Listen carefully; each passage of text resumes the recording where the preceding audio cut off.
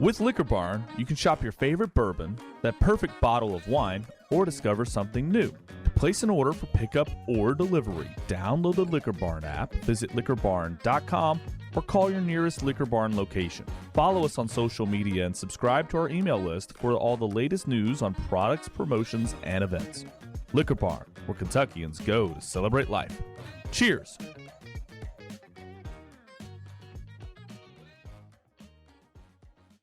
Limestone Farms bourbons are like a secret portal to a world of rich flavors where high proof meets smooth satisfaction. Every barrel is meticulously crafted and blended with a specific message in mind. Experience clean delineated flavor profiles that will have you engaged from the first sip to the final drop, making your palate beg for just one more taste. Limestone Farms, bringing heritage home. We could tell you that Penelope Bourbon's 4-grain straight bourbon whiskey is a multiple double gold winner at SIP Awards, or that Wine Enthusiast named it a Best Buy, or that Tasting Table named it one of the 12 best small batch bourbons under $40. But really, all you need to know about Penelope 4-grain is that it aims to please. Whether you enjoy it neat or mixed in your favorite cocktail, Penelope 4-grain is a staple in every well-stocked bar. Pick up your bottle at penelopebourbon.com.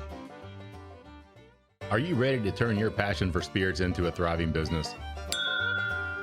Welcome to Regard Law Group, your trusted partner in Central Kentucky. Whether you're looking to set up a distillery, create a liquor brand, or open a bar or restaurant, we've got your back.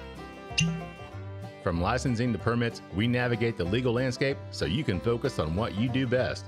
Plus, we handle corporate matters, business litigation, and even help you raise funds from investors. Don't go it alone. Call Regard Law Group today and let's make your vision a reality. Visit regardlawgroup.com for more information.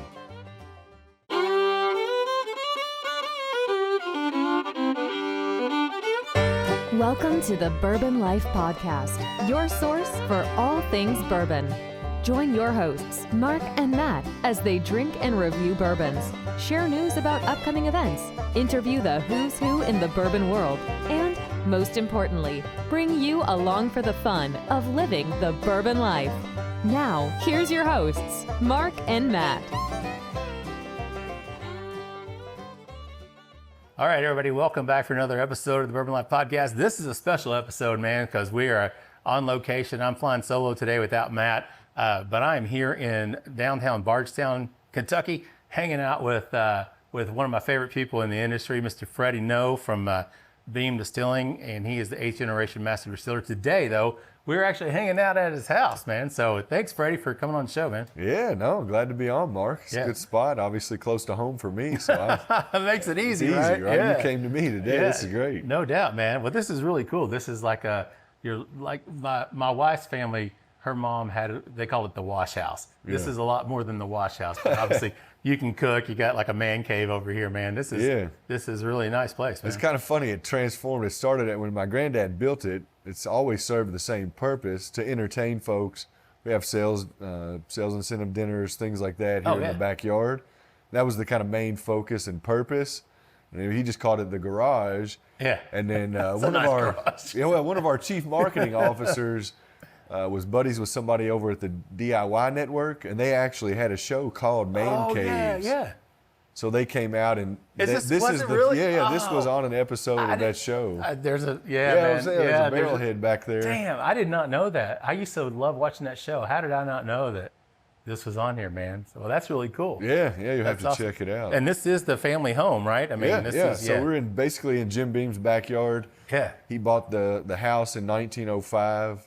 Wow. And someone, a direct descendant, has lived here pretty much since. And then he actually Jim Beam built the house next door, which is where I live. Where you live, right? Yeah. I grew up in that house. And then when my grandparents passed, my mom and dad moved over into the big house, as we call it. And me and my wife and the daughter at the time moved in. And then, Booker came along. We've been living there ever since. But so someone in the family been here on this property. That's awesome, man. That's great. Well, this is a great place, and we're kind of mixing it up a little bit today. I mean, we're kind of following the norm. We're going to be drinking a little bit, but we're talking about country ham. Right. Right. You and I have talked about this I seen you lick your lips there. I know. The hand was on the mind. And you're like, oh man, where's the hand? We need the hand. We got one over there. I'm going to spin my camera around. People can see that on the table over there. You've got one set up over there to cut on. So we're going to be enjoying We'll dig into that. And that's yours, right? That's correct. And I got to see the smokehouse earlier, which was really cool. So that old smokehouse out here, that is, was that like a munitions or what was, what was the story behind that? The house originally was a lot bigger than it is. It was a all-girls school, academy. All right. And they had a little, really, I guess where we're sitting may have been where they shot kind of behind me out towards the back, because the front of the property was in front of the house, and then they weren't shooting toward downtown, right? They probably weren't shooting toward downtown. They were probably kind of shooting out of way. But that's what it was. It was for ammunition for target practice, essentially. Yeah. And then, as I mentioned, Jim Beam purchased. So that was in 1820. The house was built. As far as we know, the smokehouse or ammunition, I don't know what they'd call that. Yeah. Pillbox? Is that the I think term maybe back that then? is, yeah. I was trying. I don't know if I've used that term since grade school, but Pillbox. Pillbox. Other than a pillbox. Other than actual medicine. Now that I'm old, I use that term quite often. Right. Where's my pillbox? Right. But yeah, so 1820. Man. And then Jim, as far as we know, it didn't convert to a smokehouse until Jim Beam started curing meat in there. But yeah. And that's part of your family legacy. And we'll talk about that here in just a minute. But this round, we got something poured up here. I brought this with me. This is a bottle I bought, and I don't do much secondary stuff. I'm not a fan of the secondary. I'm just going to go ahead and say that. But there are times where you can find stuff out there, and it's like, I really think I need that, right? So, and if I find older Bookers, by older, I mean even like, I just got a 2016 not too long ago, but I'm a big fan of Bookers. So this one is batch C90K28. Now, I was under the impression, and I think the internet gave me some bad information, that I thought it was actually barreled in 90, but you said that actually means it was, it was, that would have been right, barreled. It's barreled in 90. So correct. So it was distilled in 90 as well, because it would have been barreled. Oh, that's okay. Yeah. My bad. Okay. It was not. It was bottled in whatever. You 7 were thinking years. It was bottled in 90. Yes, I was thinking bottled. So barreled in 90. Probably more around 97, 98 to be honest. Yep, 97. It would have been 97, somewhere around there. So okay, that makes sense then. Yep. Yeah. I was thinking this was distilled like in 83 and bottled in 90. So no. Yeah, it's kind of confusing. Yeah. Because if you look, and I'll hold it up there too, the batch sticker there, hopefully you can see, is different than the ones we're using today. Right. And the reason why we went with the batch naming and the kind of new batch sticker was so many people were writing into the consumer line asking, what does this information mean? Oh, okay. And so, and then some of them may have the same batch date because, in the bigger distilleries, we ran Bookers less times than we do now at the new Freddie Noe distillery. Right. So there was less distillation dates. The barrels were spread well over, but there could have been 3 or 4 batches that may have had the same kind of lot number. Yeah, okay. So in 14, I might be wrong on that, but I'm pretty sure it was 2014, we started naming the batches and kind of doing them 2014-1, 2. And so that's where it transitioned to. That was the bottling date. But these early ones with that older kind of slivered hang tag, batch sticker. With the wax top and the cork and the cork. Well, it's kind of funny, you brought that and I'm like, hey, we don't have to open that. And then we did. I'm like, my dad always says, bourbon can take a gathering to a party or, just a conversation into a good time. Well, now we have a good story to tell about the whiskey we opened. Definitely, man. That's why, and it's funny because your dad has signed this bottle, so I have no idea who he signed it for. I have no idea when he signed this. It just says, enjoy this bourbon. I kind of laugh when I see that because we got a neighbor that lives 2 doors down. Every time Dad goes down, he gets him to sign bottles. Just because he says, I only drink signed bottles. So I kind of laugh. He just gets Dad to sign them because he lives. He's right here, so it's not like a Isn't that funny? Because most people are like, once you sign a bottle, you can't crack it open, right? That's right. So you gotta save it. But no, this is one I thought, man, this would be a lot of fun to bring this down because, like I said, I think it was about 2 years ago when I picked it up, and I just traded bottles for it. I didn't pay for it. Just traded some bottles I had. So happy to get it. But yeah, man, I'm happy to share this with you. But What do you think about it? To me, as I mentioned when we first poured it up, as I was pouring it from the bottle into a strainer, the aroma was just rolling out of the pitcher. And to me, it just reminded me a lot of my granddad, because as a young boy, he'd be picking Booker's batches there at the kitchen table. Oh, yeah. In the back door there. And he'd say, hey, smell these. What do you think? And then he'd try to say, well, why'd you pick that one? And obviously, a lot of times I'd just say, well, that one I think smells less like alcohol than the rest of them, Yeah. And he'd kind of look at me funny, but that aroma, it just reminds me of that time, because again, it's kind of an older bottle. Yeah. And just, to me, a lot of that, I get this nice cherry note that really comes on the back part of the nose that haven't taken a sip yet. I haven't either. We can talk about palate and finish here in a little bit. Yeah. But I always like to talk about the nose. But man, just well, the nose to me tells you a lot about the whiskey. You're going to pick up the complexity. I mean, obviously through color as well, as Dad mentions a lot. That will dictate a lot of what you're going to taste. The color determines a lot of the complexity, the age, and a lot of that's going to determine what kind of experience. I'm surprised, because this, like I said, man, it's 126 proof, 126.3, and I don't say it's a dark whiskey, but I just for some reason think 126 in my mind. I associate it with almost like a darker color. Yeah, it's kind of got like I'm colorblind, but. Are you really? Well, yeah. I didn't know that. Wow. Yeah. Okay. It's a good game around the house to hold up the crayons and, what color, and Daddy? Markers. What color is this, Dad? Damn. It's good That's jokes. harsh, man. Thanks, kids. So I will say, any of the tasting notes that have been written, I have never written the color. The color and has never not been, will. Never I can't do it. I don't want to. Okay. Well, that's good. I did not know that, man. But but the aroma on it is just great. It's just got that nice the sweetness. The cherry sweetness, almost like a brown sugar, kind of a burnt sugar aroma as well. But just that's what Granddad was looking for, is those kind of, as he said, 6 to 8 years is the way he liked it, because of those flavors that are coming out. That's that what you're talking about, that brown sugar, some of those caramel notes, butterscotch, and vanilla. Those are the big ones in that time region, if you're letting them age and kind of watching them. And that's, he meticulously picked these barrels. And again, I think each aroma you go back, there's just little nuances that you pick up about it. Yeah. So talking about your grandfather, I mean, you're named after him.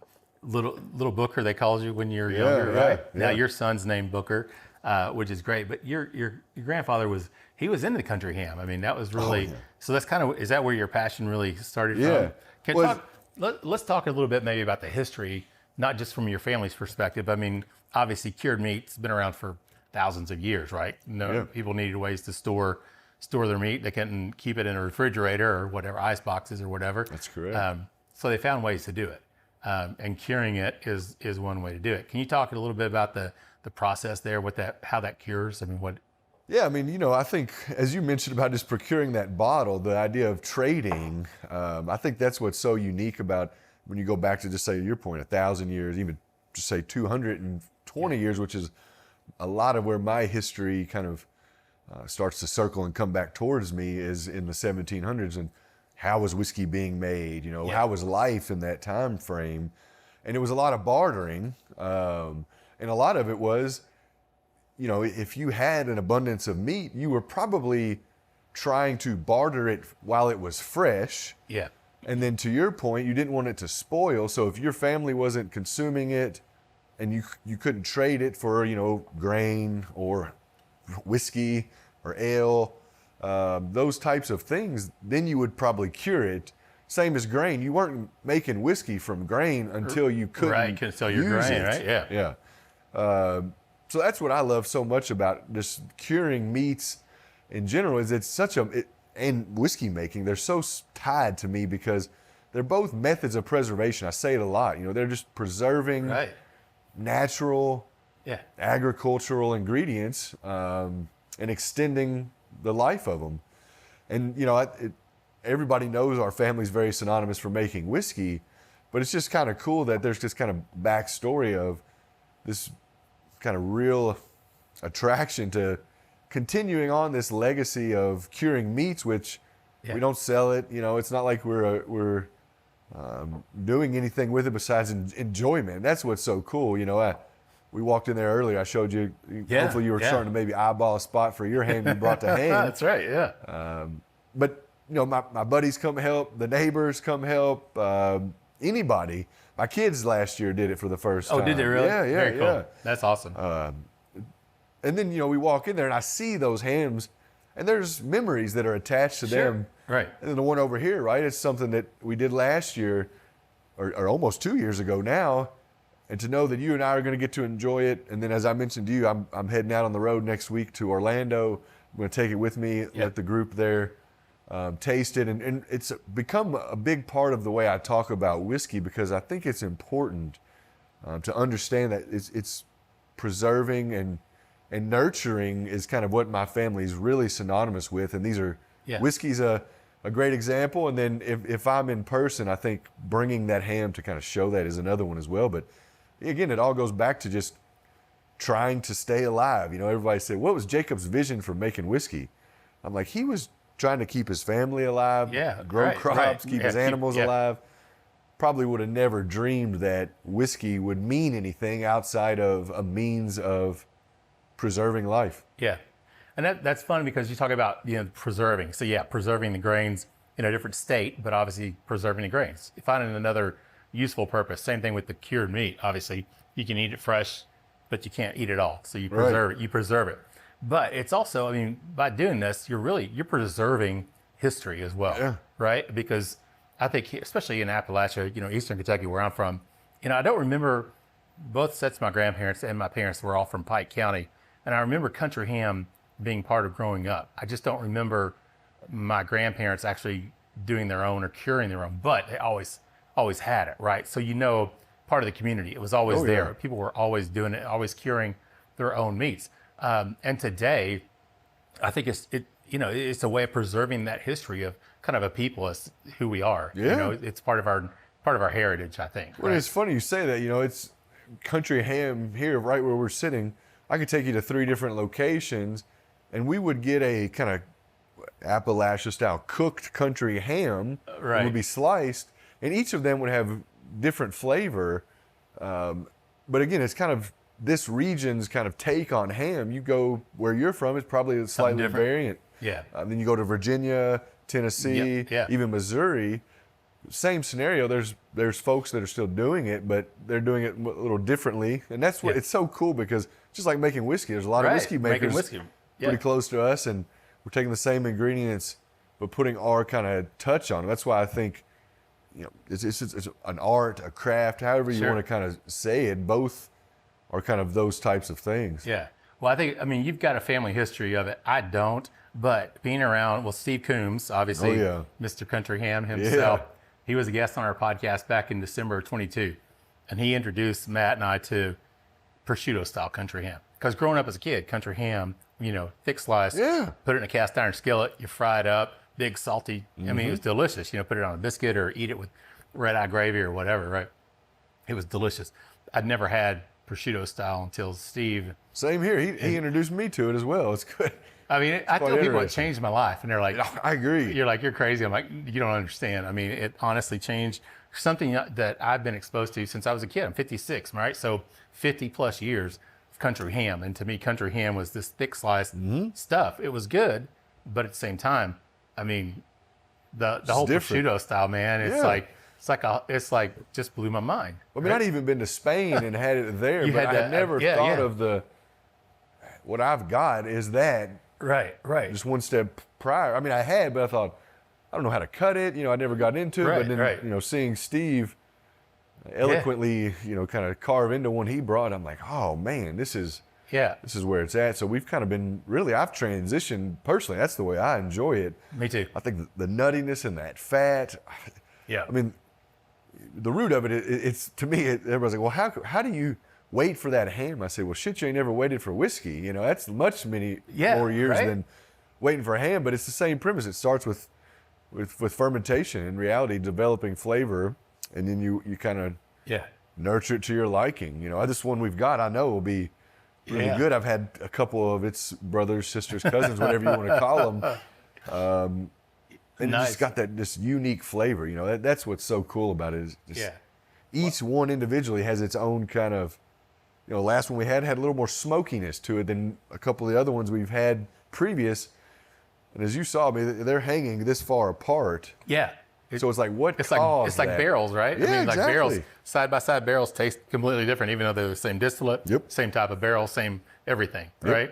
And the hams, same process to cure it, same process to hang it, smoking it, same time, but different flavor, right? Exactly. So I think to me, that's part of the attraction as well, is that everything, it can just be so different. I mean, it's the same process.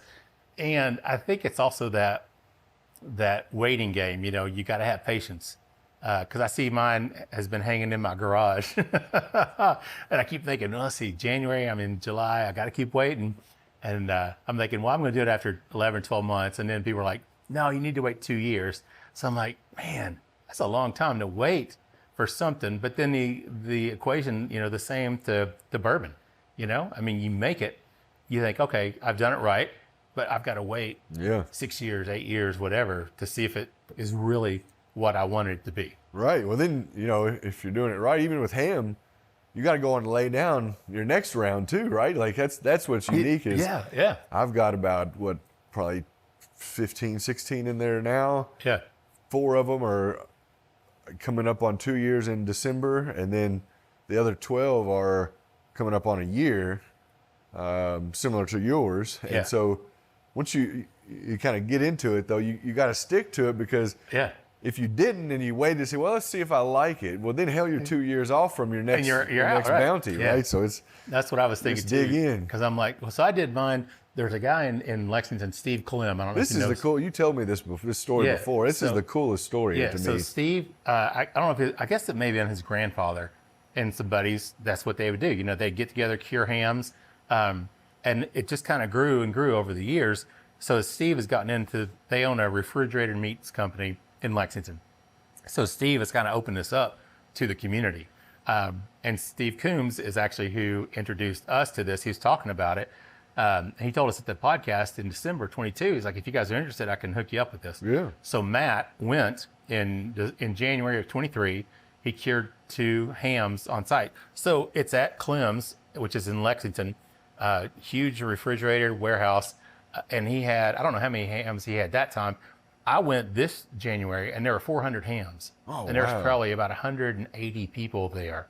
So that's awesome. They make the cure. So it's sugar, salt, brown sugar. I don't know what else he put in it, because I know you guys, we'll talk about that. I think second round. We can get into that too. I think second round, we can kind of talk about the process, but you know, they had their own cure prepared. Mm-hmm. So we showed up, you know, we rubbed them down. People with no experience, they told us how to do it, you know? So I think hopefully everybody did a good job. And you're not just curing your own, you're just curing ham after ham after ham, and then they're going to be distributed, right? Okay. So you don't, that's cool. You don't cure your own. So you hope and pray that everybody else there does it right. Everybody's got to buy into the process, exactly right. Because if somebody screwed it up, that's right. Like we said, you're not going to know until a year, 2 years later that whoever. But hope you don't find the weakest link in the chain, weakest link, right? Exactly right. Exactly right. But then we do the process there, and then go back after 2 weeks, do another cure, rub it again, and let it set for another 2 weeks, and then pick it up. We go back, wrap it up. We'll talk about the process, and I'll get mine out of the car and show everybody kind of what it looks like. But yeah, take it home. And I just took it home. I'm like, man, where am I going to hang this? And and Steve Coombs has his big fancy refrigerator thing that he's converted and whatnot. I'm like, I don't have anything like that. I'm like, well, I could hang it in my attic, but then I'm like, man, in the summer that's going to get super hot. Yeah. And I thought, well, I can hang it in my basement. I'm like, but that's only 60 degrees, pretty much 65, year round. And I'm like, well, I'm just going to put it in my garage and knock on wood. I mean, and it started to sweat. We'll talk about that too. But it's an exciting process, and he does it every January. What's the wife think of the sweat on the garage floor? That's the big problem. She does not like it. That's why she wanted me to tell you thank you for finally getting, because it was right beside her car. She pulls in and it's hanging right by her car.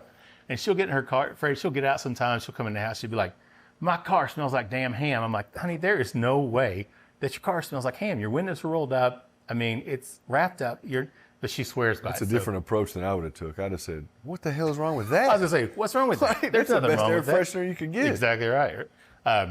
But yeah, so she's very thankful of you allowing me to bring it down here and getting it out of the garage, man. So let's talk about this palate and finish on this one. I haven't had a sip I snuck a little sip in on you in a while. Yeah, so I think to me, it's just got this like nice mouthfeel. It starts to coat your palate. Yeah. I mean, I'm still tasting some of those flavors.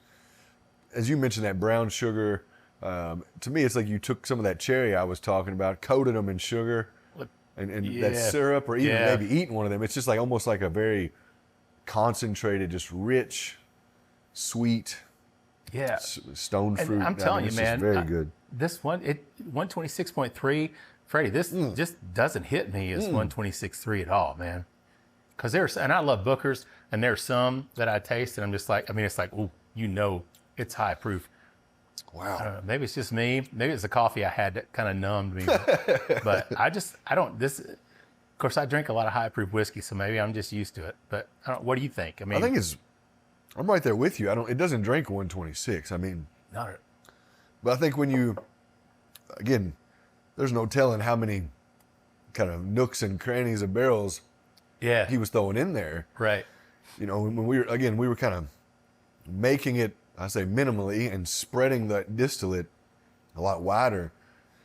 He might have pockets of 10, 12 barrels that he didn't use that could have been ready 3 or 4 times, but based on batching.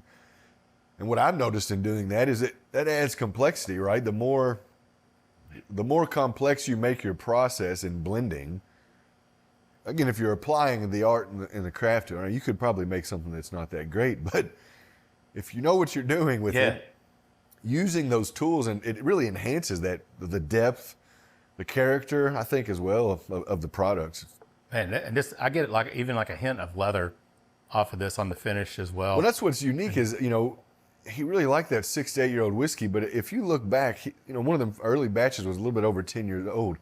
He liked using older whiskey to complement. Okay, all right. Because, you're not going to get that leathery note out of a 6 to 8 year old whiskey. Not at all. That's why I'm like, why am I getting, okay, that makes sense. But if you start to dig in, he was using what we kind of call a vertical, right? Where you're using that same distillate, but 6 to 8, that's a vertical of 2 years, right. But he was using it much more vertical than that at times. Maybe sometimes there's 4 barrels there. Booker, what are you going to do with those? He might have just put them in there just to get them out of the space. Yeah. But either way, that is a lot of good flavor there. That is really good, man. And that's why I was like, am I really getting leather off a 7-year-old? But I'm like, man, I'm getting it. It's there, and that finish, man, that keeps going. And it just hangs, It keeps giving, right? So, man, that's really good. Well, Freddie, I forgot to set a timer, but I'm sure we probably talked for 20 minutes or so. So why don't we just take a short break? Cool. We'll get a word from our sponsors, and then we'll come back and we'll maybe dig into some country ham. That sounds good. Pour up this again, or pour up something else, whatever you want to do. But everybody sit tight. We'll be back with more with Freddie Noe in just a minute. Three Chord's line of whiskeys embody the spirit of creativity. The whiskey is a true collaboration between producer and composer Neil Giraldo and master blender distiller Ari Sussman.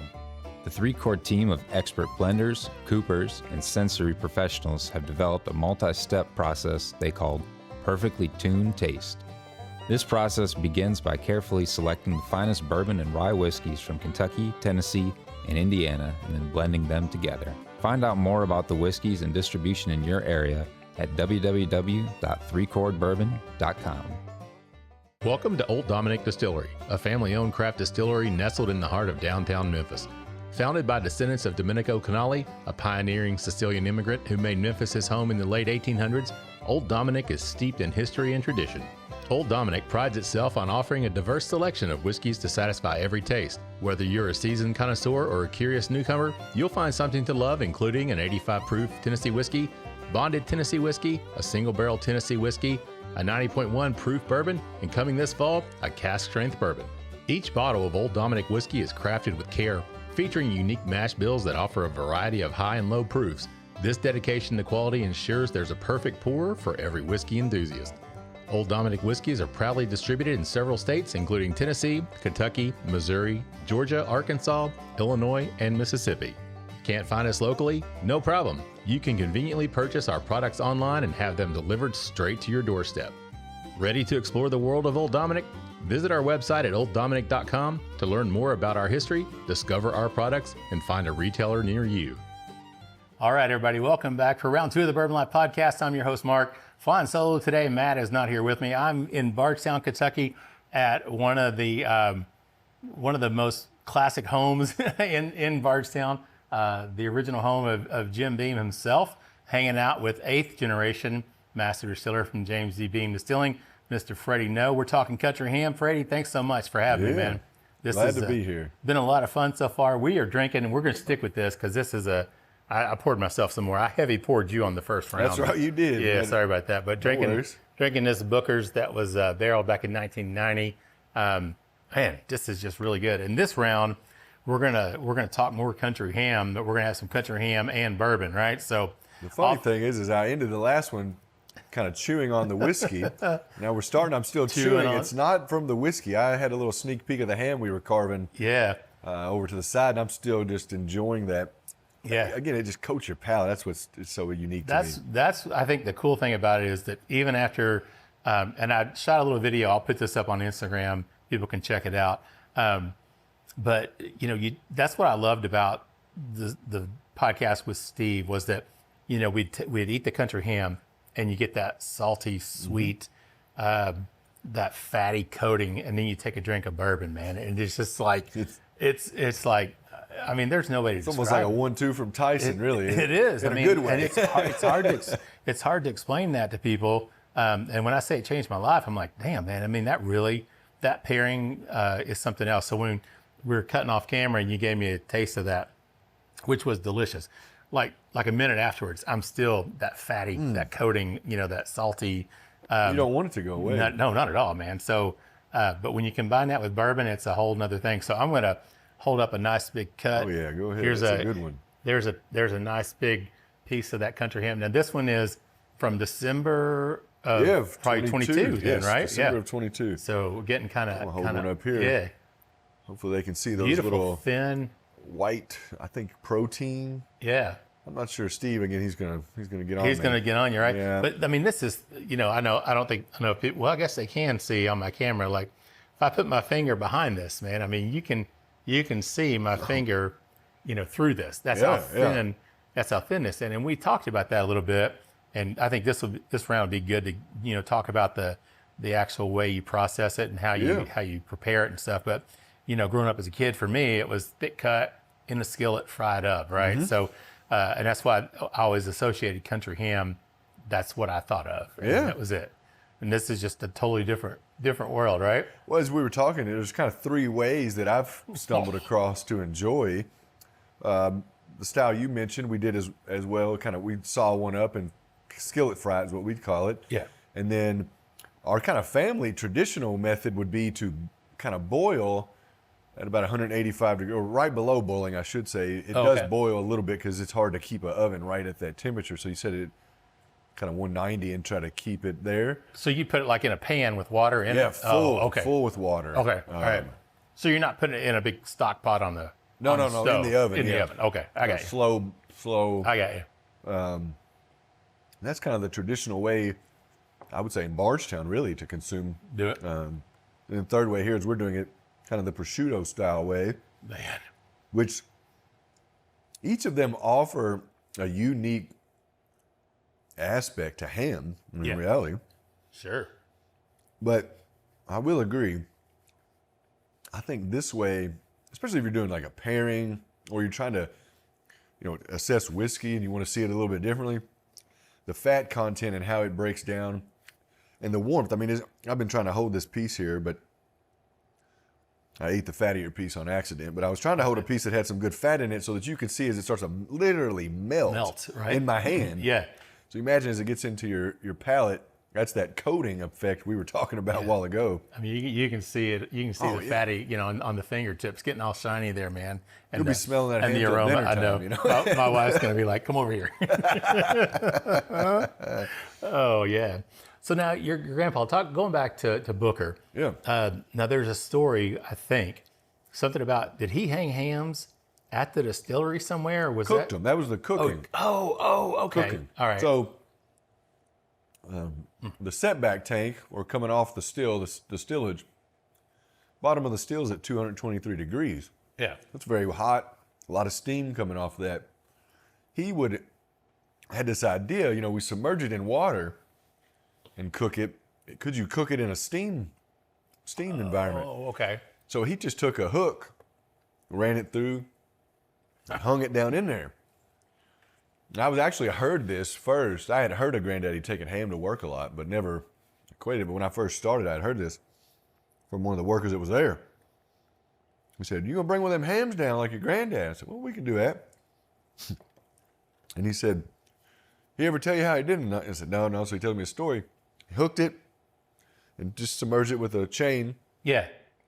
Just, into the steam area, not down into the liquid, but just up into the top part of that tank. And we cooked 12 hours, how long it takes at the 190 in the oven. So he was doing the same thing. 12 hours later, they go back, pull the hook up out, and the only thing that was left was the bone and the little strings off of it from where they had hooked it through the bone. And I said, "Well, what did he say?" He said, "Well, he was excited and he was pissed. He was pissed because the ham was gone, but he was excited because he knew it was going to be the best damn ham he ever had, because it was going to, did everything. It's going to melt in your mouth." So then he had the maintenance guys weld him up a basket to lay it in. Okay. And then with perforated holes in it, and then they hung it in there. So that was the method for I got you. many years. So that kind of ham, I mean, that's kind of like your deli meat country ham. Right, That's okay. what that would be Okay. called. Yeah, I got you. That's what I was trying to think, because I'm like, I've never prepared it that way. Yeah, it's almost if you went to a deli and bought, Gotcha. city ham, or you sliced deli turkey. If you bought country ham out of that fridge or that little spot there, that's what this would be. So do you think, just in your own opinion, does that kind of take away maybe some of the flavors? Hell yeah, a lot of it to me. Okay. It alters. It's a different experience. It keeps a lot of the salinity, the salt, it's still there, obviously.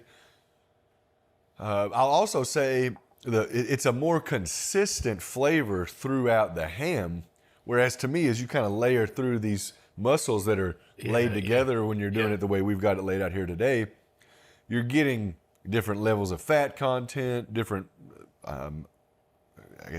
amounts of usage of that muscle. Yeah. It's going to give you different. Changes the profile. Yeah, it changes as you lay across that ham. Yeah. The ham profile, man.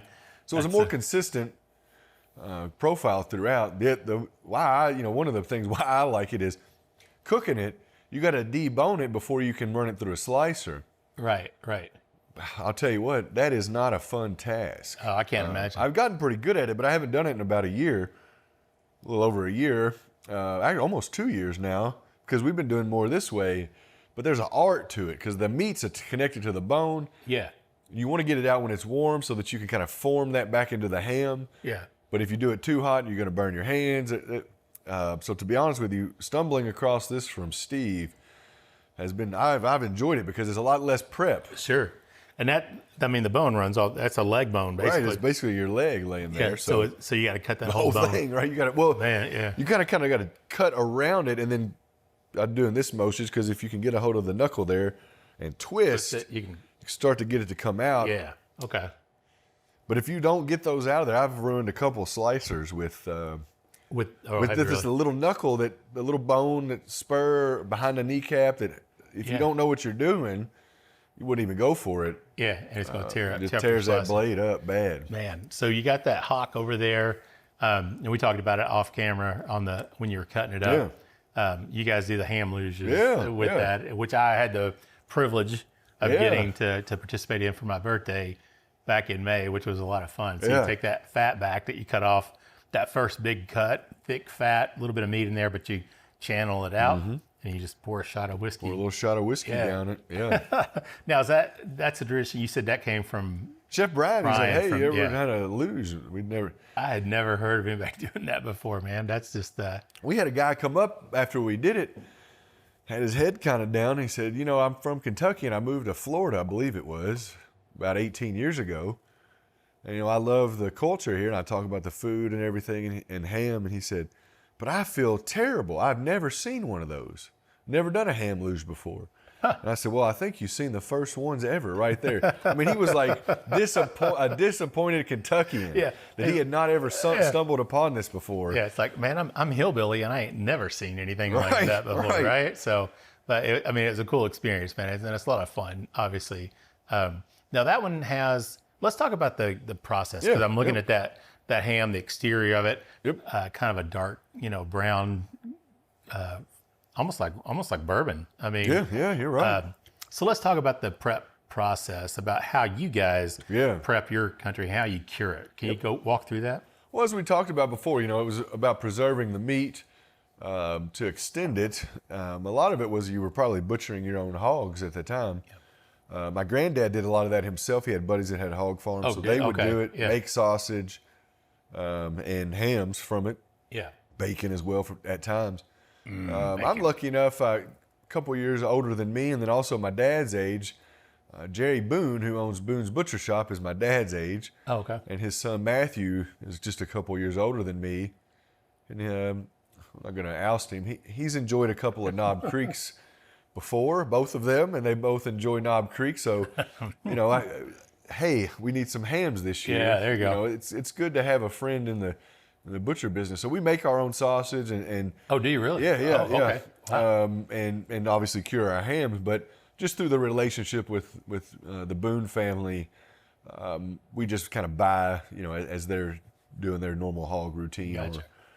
So we'll buy from them at that time. But then it comes in, we'll buy up the kind of quartered up meat for the sausage, and then we'll kind of cut it up even smaller, season it up ourselves. But for the hams, they come in really how you see them, skin on.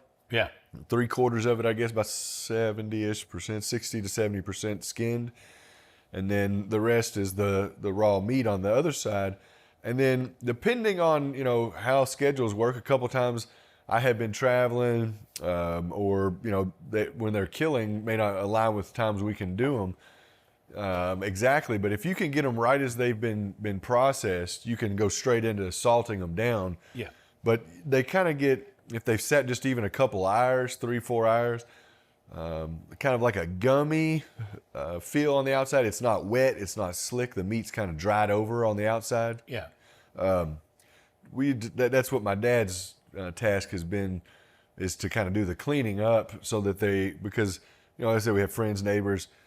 I kind of oversee the curing part, and he makes sure that they're not curing them that have maybe spots that are dried like that. Because you want, or at least our method passed down was, Granddad always said you wanted that wet meat. You want it to be freshly wet.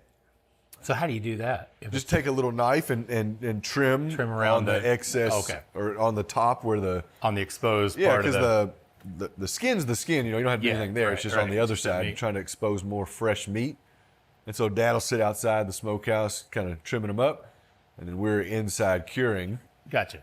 And then that's where the preference really starts to go into, what do you like to do? Granddad had some buddies that always did sugar cure, and I'll be honest, I had both side by side before as a younger guy, and even now we've got both. There ain't a lot of difference, because at the end of the day, sugar don't cure. It's the salt. It's the salt. Right. It does change it, maybe less salinity or less salt taste to it, but it's still in the same realm.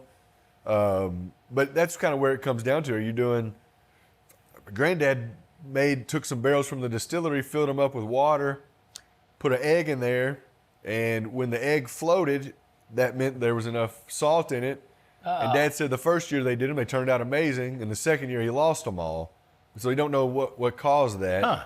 But so really that's like a salt brine. Yeah, 21 days in a salt bath. Jim Beam, he had what you call a little box, and he just kept it filled with salt.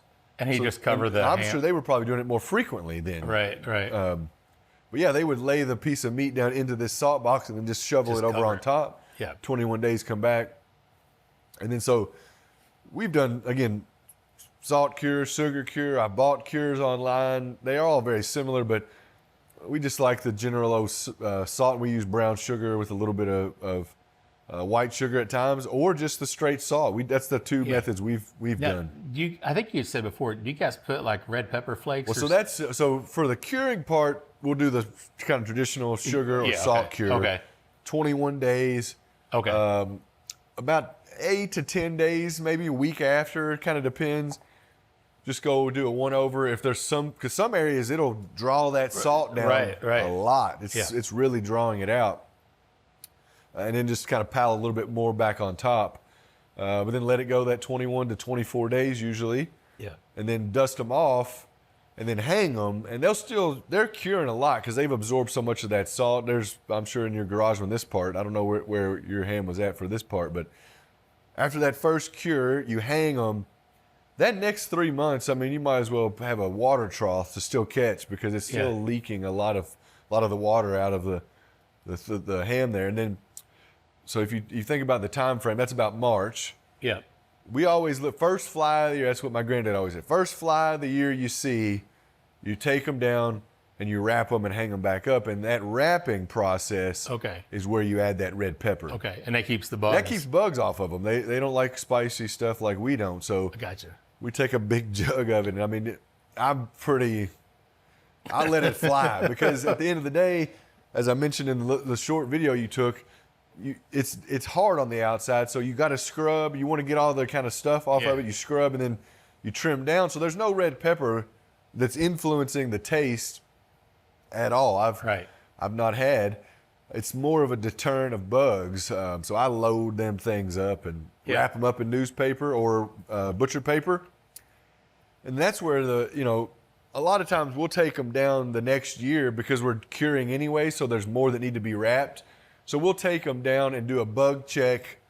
Oh, yeah. And then do a rewrap of the ones that are out there. So they get wrapped twice, but in reality, if you knew and were confident, if you've seen the smokehouse, it's about as sealed up as the outside is itself, really. It's good for us to keep checking for bugs and things, but if you got it in a good sealed environment, I wouldn't worry about the bugs as much. You don't have to do that. Right.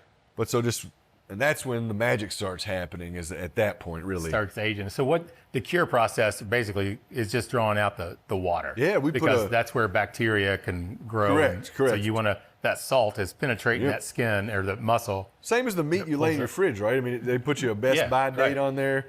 If the day you bought that meat, you started curing it, you could have it for a long time. Yeah. And it's so funny because bacteria is probably, I guess they always say keep your friends close and your enemies closer. I guess bacteria is my best friend because in the distillery, that's kind of the race of fermentation, is the yeast eating the sugar as bacteria is also trying to do that as well. And you want the yeast to win, and we win a lot. And the same here, right? You're hoping that the salt can cure and penetrate before the bacteria takes over. Yeah.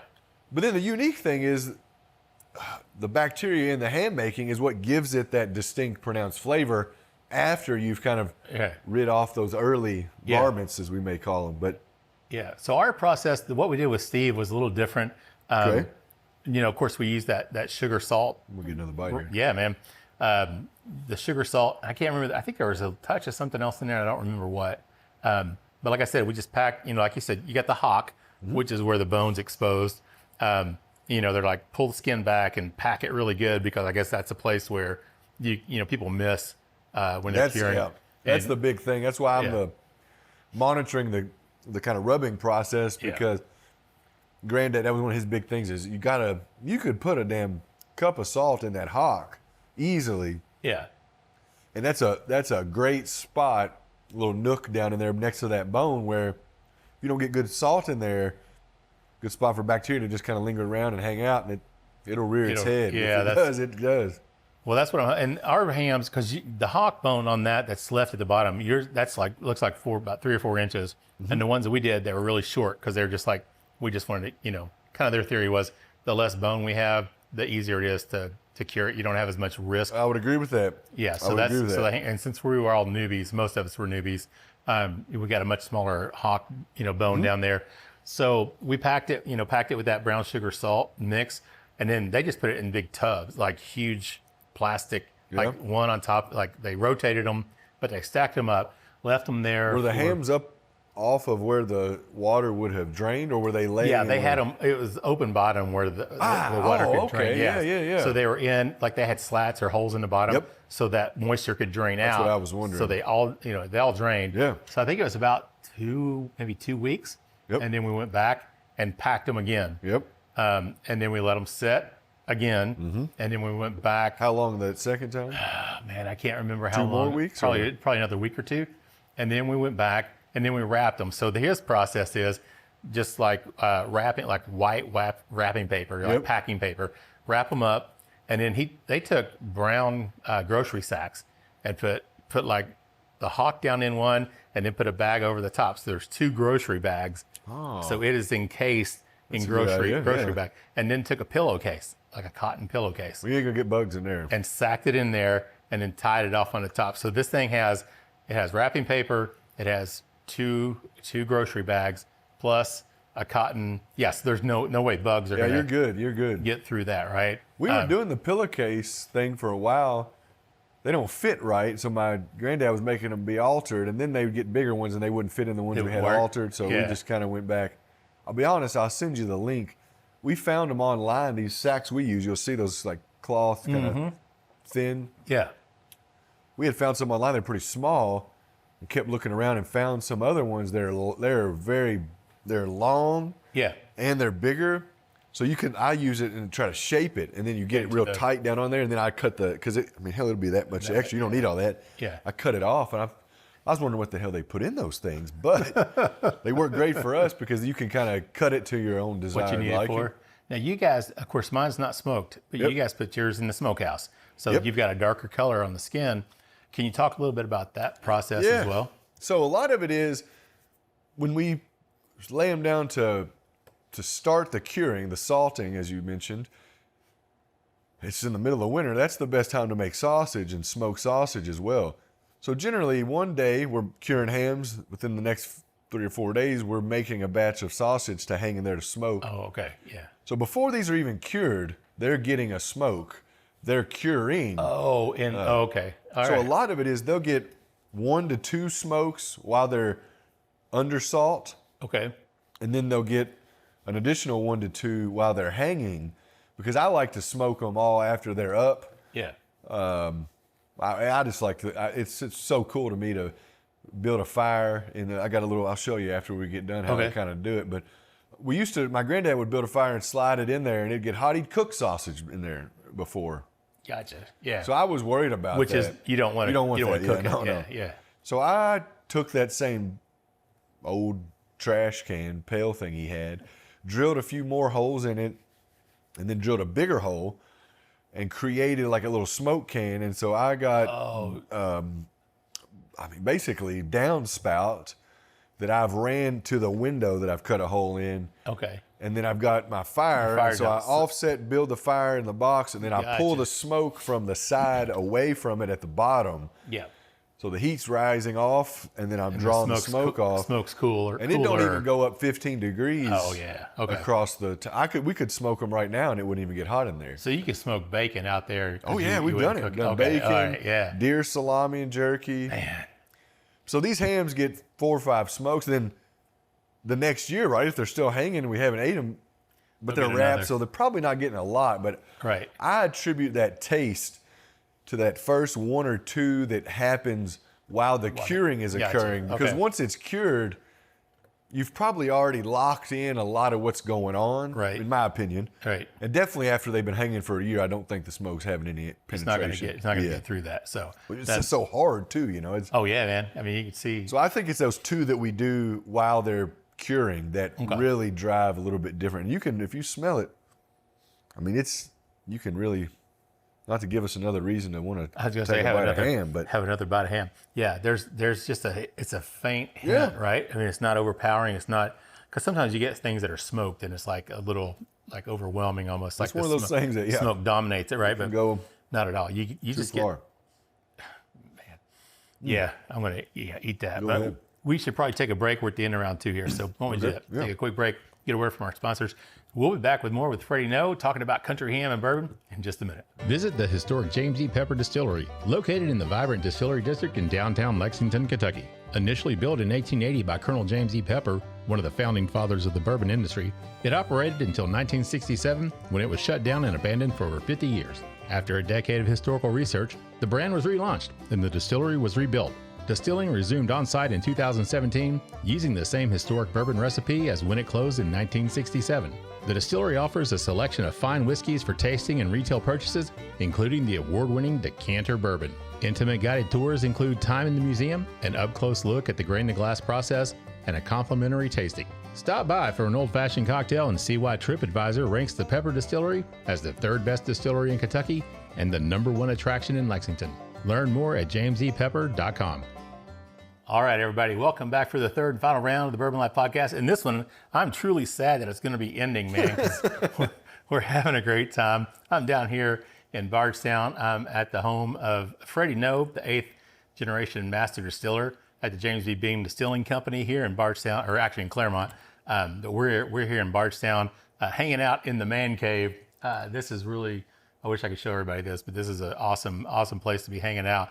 We're having a great time. We're not just drinking a little bit of bourbon, but we're talking about country ham on this episode. It's something that Freddie's very passionate about, and I've become slowly much more passionate about as well, thanks to Freddie and his dad Fred and Steve Coombs as well. But Freddie, man, thanks for having me down here today. Appreciate it. Glad to have you, Mark. This is great. We've talked about it a lot. Yeah, you bringing your own ham down, hanging it up, and then us chatting through ham. So we're glad to finally get it going. Yeah, man. You know, something I forgot to do the last round was talk about the combination of the ham. There's one little piece left here, Freddie. Yeah, we could split it. We'll do a little wishbone split there. Wishbone that, split that one. I think it was fair. It was a little fair split there. Let's just see. That was. I think that's pretty fair, man. Yeah. I don't usually see that when you either one of us. We don't get a wish, man. I was trying, but I didn't. Maybe we both get a wish because right. we got equal. But again, man, you cut this great. You know, you can see my fingers through the back of this, man. I mean, how thin that is, and the white parts you talked about in there. But man, the aroma on this. Talk about. We talk about the nose on whiskey, man. But I mean, you can pick out kind of a nose on ham, right? You can pick up a lot of what's going down in the ham too. Yeah. What stands out to you on this? Well, you know, we were just talking a little bit about the smokiness and how it can go a long way, but I think that's what maybe sets this a little bit apart is as you get into it, it kind of smells like a barbecue joint, you know, they've been cooking. Yeah. They're not cooking, but like if you walk in leftover, there, you know what I mean? That leftover aroma. Yeah. And so it's not a fresh fire, you know, that's what I really like about it is it's hard to kind of do that, you know, with smoke, in my opinion. It can go a little too far. It can be overwhelming, right? So it's got that, and then, you know, it reminds me, Freddie, you talk about that, like when you've gone camping or something, you got a campfire, and like the morning after. Yes, that's the a morning perfect after example. you wake up, and there's still the coals there, so there's no hot fire, there's nothing, but there's that aroma of the wood that's been smoking, and it's not overwhelming. It's just that really pleasant smell, right? But you get that saltiness too. I mean, that's what. You can smell the salt. You can. It's a very interesting combination. You get that flavor from the pork as well, right? So and the ham that's aroma. What's cool is like it's all still there, right? But the longer you let it age, I'll say this, the earlier you go, the more the ham is there, right? Right. The longer you let it go, those other things start to. It's kind of like whiskey. It's grain at first, the root of the flavor that's being developed. Right. Yeah. And then you're concentrating it with this other thing that takes longer time, the barrel in whiskey's case, and then just how that bacteria breaks down over time. To me, it just blows my mind how it's like the nuttiness of it. I agree, man. I don't even see how it happens. I don't either. But if you do it right and wait 11 to 12 months at minimum, it's almost, again, follow that process and don't let bacteria do the bad stuff in the early days.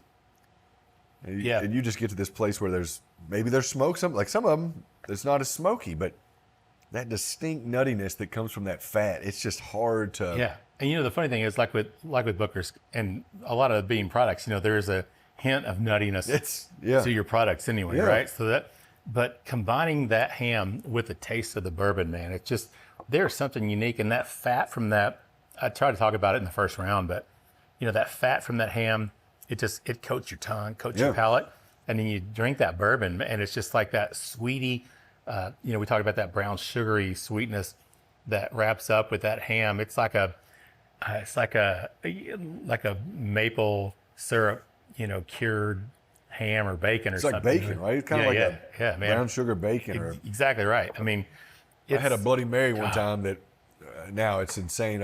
Early on, before you got a whole cornucopia of things on your glass. Like a fried chicken and everything else, right? There was still an obnoxious amount of things on this one I had one time, and that's what the guy had done. He'd taken maple smoked bacon and had brown sugar, cooked it in brown sugar. Yeah. And again, he had a damn salad and all this other thing on there too. But I remember that, and it just, those two things coming together, that's kind of what you're getting here. I agree, man. When you put that bourbon with that ham, it's just like but you get that nice kick of the alcohol too, which isn't overwhelming, even at 126.3 on this.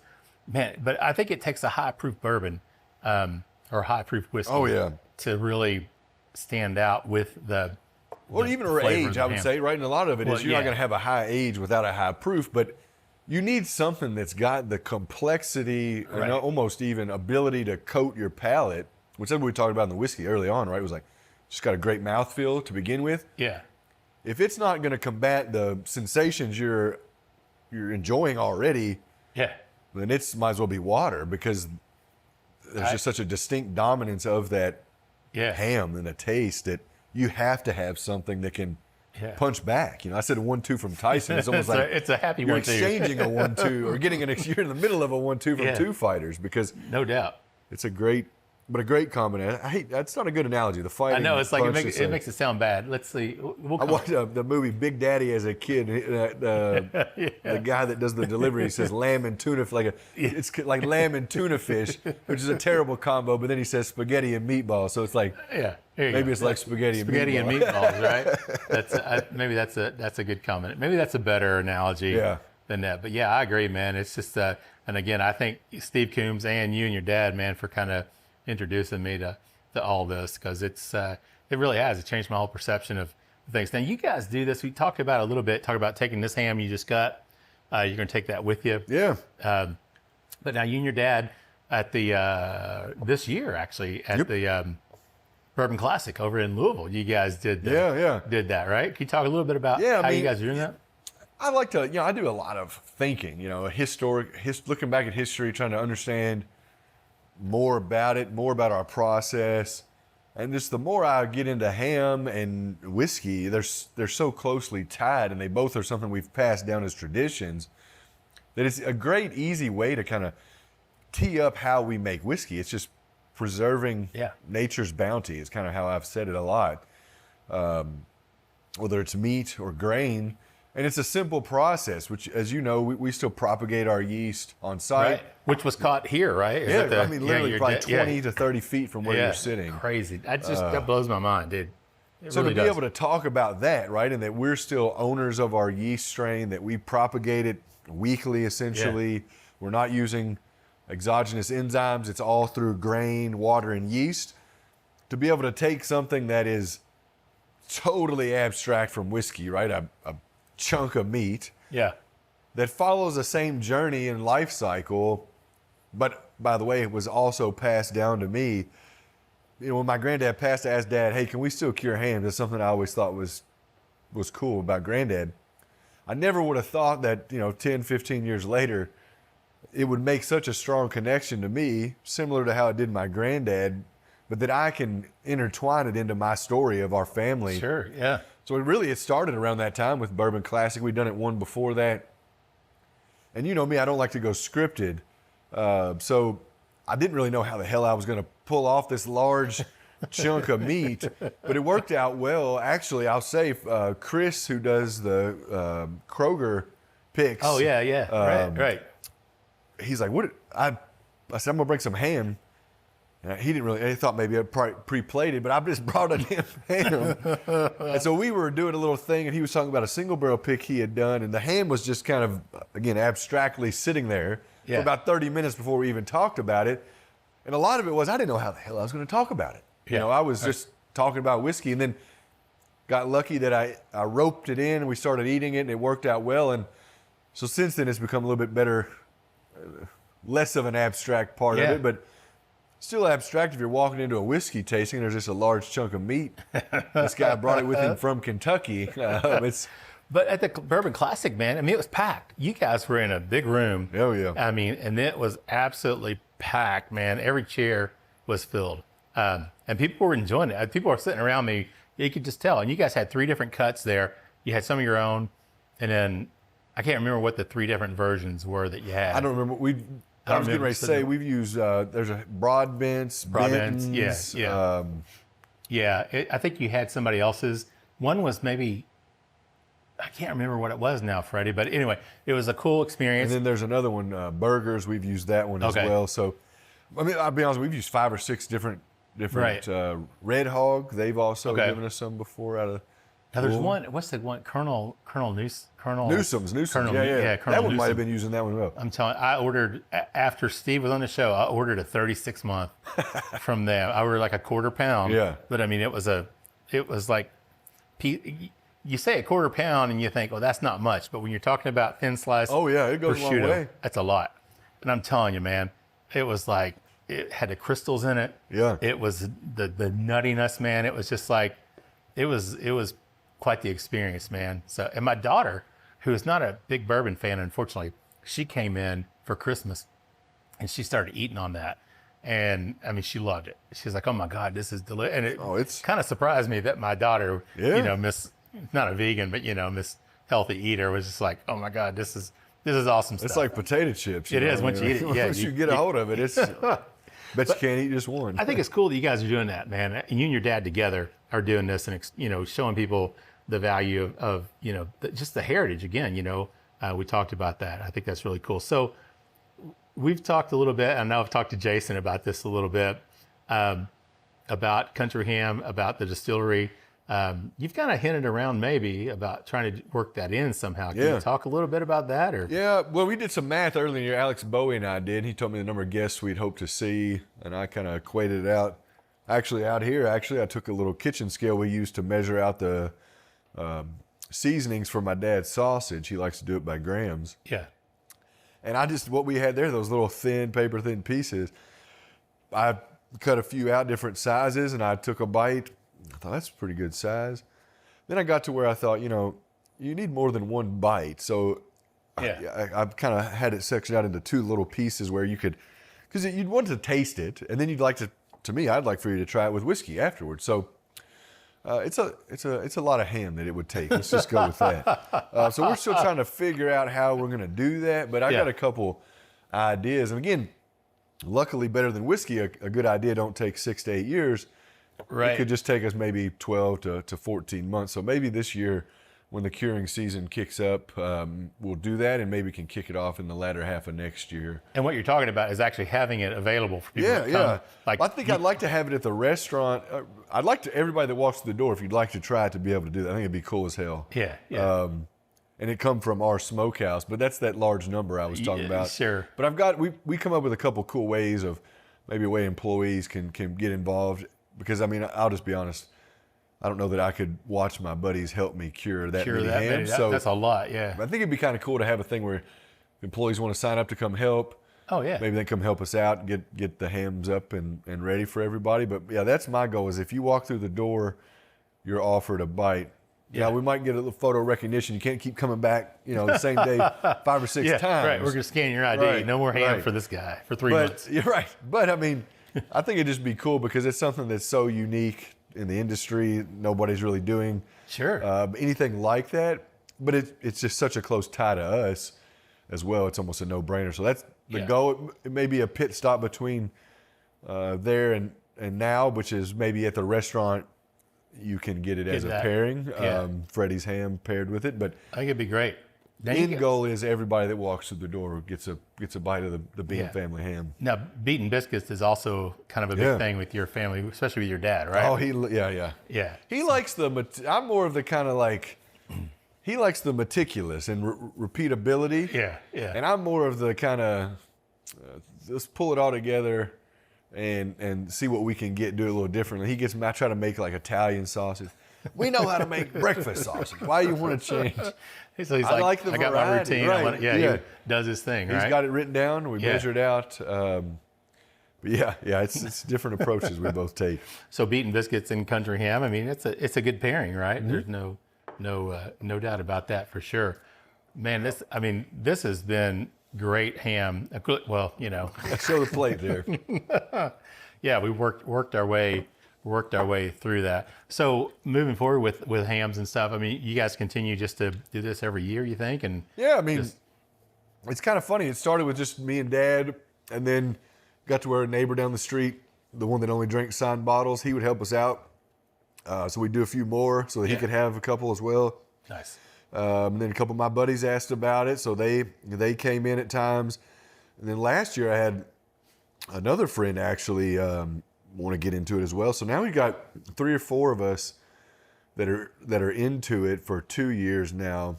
Yeah. So it'll be interesting as we kind of keep going. They're still just kind of following our methods. But I told them, I said, hey, these are your all's hams. I'm the teacher. Go do your way. Are they into it, the prosciutto style, or are they into it with? Well, it's kind of funny. They basically, however I prepare it, they'll kind of go with. But this year we'll have a couple where they'll be able to. We usually just split it up as we're doing it. If we cook one, we'll just kind of split it however many people. Right. Okay. If we saw one up and do it the fried style, like you talked about growing up on, same scenario. Maybe I get 3 slices, you get 3. Yeah. But this year we'll have enough to where if everybody wants to do their own. But again, if you haven't cooked one and you haven't really sawed on one, you probably don't, after waiting 18 months, you probably don't want to think you're going to ruin it, right? So right. I'm not going to pressure anybody to cooking their own or doing their own, but I think this will be the year that somebody that takes that leap. Well, let me ask you this now, because you cut into that one, and this is a question I have probably more for my own personal, just knowing moving forward. Once you cut this, how long can you keep that the way it is? That's a good question. Do you know? I mean, is there a... Well, I mean, I've used them 3 or 4 weeks. They go fine. I think the one thing I'll say is if you, at that time, as I mentioned earlier, slivering off the kind of dry part before you cure it. Right. It starts to get hard again because it's cured, so it's going to start curing on the outside as well. I'll just kind of sliver off, same scenario, that outer layer just to be safe, but I don't even know that you need to. It's still a little bit more chewy, so 3 or 4 weeks for sure, but I mean, maybe even longer than that, really. So you'll take that with you. So you just I'm going to Orlando on Tuesday. We'll see how much they cellophane or just wrap it cellophane. Up. Just take it with you, huh? You keep it in the fridge or anything, or So when we get done today, I'll wrap it up. Okay. Put it in the fridge, and then I'll throw it in that Yeti cooler behind you that keeps it pretty cold. I mean, it's a large mass, so if you get it good and cold, it'll stay good and cold for a while if you got it good and insulated. It was funny talking about the Bourbon Classic because after you guys were done, you still had quite a bit left over, and you wrapped it up and gave it to Seth. I saw Seth walk. I almost mugged him. And should have. I almost took it from him. I think I could take Seth out, Well, I was wondering what he did with it, but him and my dad had a kidney transplant, and Dr. Shaw, they were watching a basketball game. Yeah. And Kentucky pulled one out, just barely at the last minute, and they were drinking. I think they were drinking some of the sample they had of the Booker Single Barrel. And so Seth popped out that ham, and they sent us a picture. I'm like, well, I don't know if y'all helped the Cats win tonight or not, but we'll give you credit for it. You had a ham and some damn good whiskey. They did. So it went to good use. Yeah, man, no doubt about it. Well, that's really cool because I've wondered, once I cut into it, how long I can keep it, because that's a lot of ham. So I mean, probably. Well, I'm not going to say don't invite. I mean, invite some. I was going to say that's over. the thing. That's the key. I mean, it's about sharing, like whiskey, right? Get a good dent in it at first. Yeah. And then you can kind of snack on it yourself afterwards. Yeah. Have your friends over, open up a good bottle of whiskey, and I'll tell you what. Next thing you know, it'll dwindle pretty quickly. Yeah. Well, I'm going to have to check out those fancy stands and get myself a good sharp knife as well to figure out how to do that, man. Well, really kind of at the end of the round here, man, unless there's anything else you want to add about. No, just appreciation, like I said, I love talking about whiskey, love our family's history. So to know that something like this ham that really is enjoyed around the world, and I can tie those two things together. Hopefully, if you're watching or listening, you want to take a shot at doing it. It's not hard. It's just salt and meat. Yeah. And again, there's a lot of forums on the internet that can kind of, at least I always say, get your sails up so you can get in the air, and then just get her back down on the ground. Get her moving. That's great advice. Flavor. That's all I'd say. I appreciate the opportunity, Mark. No, thank you for doing this, man. Like I said, we've talked about this for quite a bit of time here, man. So I'm happy we're able to put this together. I appreciate you having me down on a Saturday of all things, man. Yeah, no worries. Appreciate that. Thanks for cutting into that. Definitely enjoyed that. Great whiskey as well, man. Appreciate what you guys are doing. Love the distillery, of course, and appreciate the fact that you're really, it's not just about whiskey, but it's about heritage and it's about Kentucky, what you guys do. It's about connectivity a lot too. Sure, it's about preserving that heritage and then finding a way to connect the way we make the product, the stories behind how to people. And I think ham's another great example of something that, again, it'll abstractly maybe remind you of Beam, I hope. It does. Your mouth will start salivating. I know, I'm like, either way. Thinking, damn, looking at the ham, I'm like, oh yeah. All right, guys. Well, Freddie, thank you so much, man. I really enjoyed this. It's been a great time. And thank you guys out there for listening to us. We appreciate you guys joining us. Like Matt always says, whatever time of day it is, morning, noon, or night, whenever you get your Bourbon Life fix, appreciate you joining us. Hope you've enjoyed this kind of a special, different edition of the Bourbon Life, talking about one of the products, things that is something really close to my heart, country ham. Just enjoying this, had a great time. But thank you guys for tuning in. We appreciate it. If you have any questions about anything and a country ham, feel free to reach out. You can email me at thebourbonlife@gmail.com. Be happy to get you more information if you're close to Lexington. If you're interested in joining us, we'll do it again in January of 25 with Clem's frozen Clem's refrigerated meats. There you go. Steve Clem out of Lexington. So we'll do that again. If you guys are interested, I can get you connected to doing that. Love to have you come out and join us. I'm looking forward. I'll probably do 2. And then maybe figure out different ways to age them or do some different things and kind of start broadening my horizons a little bit on that to see what happens. But you can also find us, of course, on Instagram and Facebook at The Bourbon Life. You can join our private Facebook group, The Bourbon Lifers. We'd love to have you in there. We have some fun conversations going on, so join that if you would. Don't forget to check out Mike doing the Whiskey Trip. It's also under our umbrella every Tuesday. His podcast comes out, The Whiskey Trip. He's on Instagram and Facebook as well. With that said, I'm going to wrap it up, send us home with our tagline, which is, may your glasses always be full, may you keep on living the bourbon life. Thank you for joining us for this week's episode of the Bourbon Life Podcast. Our mission at the Bourbon Life is simple, to share our passion for all things bourbon with you every week. And we'd really love to hear your thoughts on how we're doing. You can find us on Instagram and Facebook at The Bourbon Life. You can also contact us by email at thebourbonlife@gmail.com. And you can always find us on your favorite podcast platform. If you have a moment, we'd love it if you would rate us and give us a review. So until next week, we hope your glass is always full and that you keep on living the bourbon life.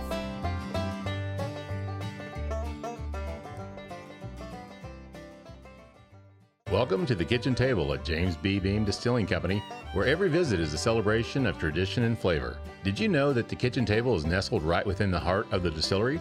That's right. You can experience the essence of James B. Beam's legacy while savoring their delectable dishes.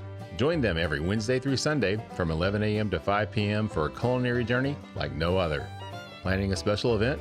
Let the kitchen table be your host, creating unforgettable memories for you and your guests. And don't miss their exclusive Behind the Beam tour and monthly Claremont Supper Club events, which will feature a top secret release at the September event. For more information and reservations, visit beamdistilling.com. The kitchen table at James B. Beam Distilling Company. Come as a friend, leave as family.